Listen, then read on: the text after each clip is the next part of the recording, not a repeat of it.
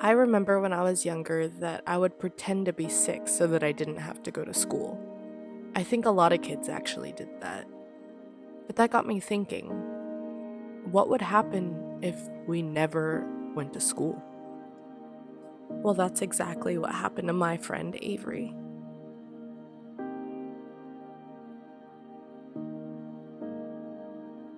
Avery is the middle child of 5 siblings, and when her youngest sibling, Jammer, was born, he was born with many, many health issues, and that's kind of where the story begins. So my mom's an anti-vaxxer. Let's just start with that. My mom's beliefs are that when the nurse took Jammer away after she had just, gave birth, she got, secretly vaccinated him, and that's why he has all these health issues. When Jammer was born, it was about time for Avery to go to kindergarten and start her elementary school education. Her mom planned on homeschooling her, but because of her younger brother's health issues, things didn't really go to plan.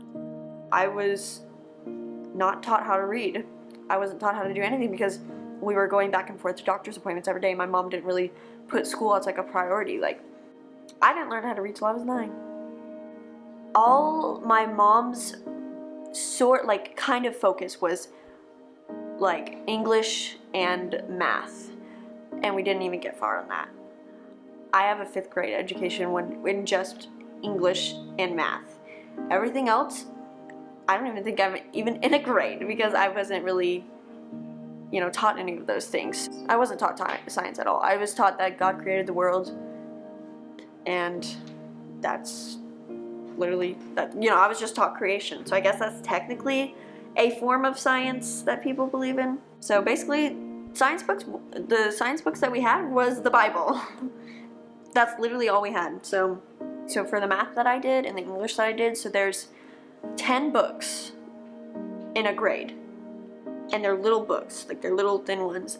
It was a curriculum for the Mennonites, and they had 10 books of each subject, and then after you pass those, you're out of the grade. Each little book had 15 lessons in it, 15 lessons that you would have to do. And so I remember just not doing school for weeks, months. So I would still be on that same math, but then forget everything because I didn't do school for 3 months and then have to start over again. The only school that we did was English and math. So everything else, history, is not really something I know to this day. I'm almost 21, don't really know anything. Again, except the Bible. That's the history that I knew. Yeah, I didn't get past 5th grade. That's the last grade that I can sort of remember. As Avery grew older, her parents knew she would have to graduate soon, otherwise things would start to look suspicious. So they enrolled her in a co-op for homeschoolers, where groups of homeschool students are taught together by parents and volunteers. They had to fake graduate me, honestly, duh. You have to fake graduate your kids, man. Though Avery went through so much in her childhood and her lack of education, she at least had somebody by her side the whole time. So Hannah has been my best friend since I was 14. She was way more sheltered than me, had way stricter rules than me, and so we had a plan ever since we were 16 that she was going to move in with me and my family when she turned 18. So on her birthday, November 12th, when she turned 18, I picked her up in my mom's van. We packed up my mom's van with all of her stuff, and she moved in. Literally the week that she moved in, she started going boy crazy. Not this past summer, but the last summer of 2018, Hannah snuck in a boy and had sex in our room. My mom walked in on them and was furious and said, "Get out." And I was at work when this happened. I was not home, or else I would have killed Hannah.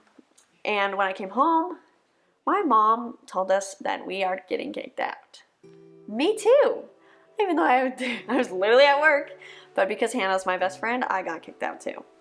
So we bought a Land Rover Discovery, she and I did, and we split it so we could convert it and live in it. We built a bed platform and like little storage areas underneath the bed, so we could put like our clothes and stuff. That at the time I was so skinny. We did not eat that much. Like we ate like maybe once a day if we were lucky. Once every 2 days was pretty much what we did. So, and we had to pay for gas. Like that was our home. Like that was our main priority, you know?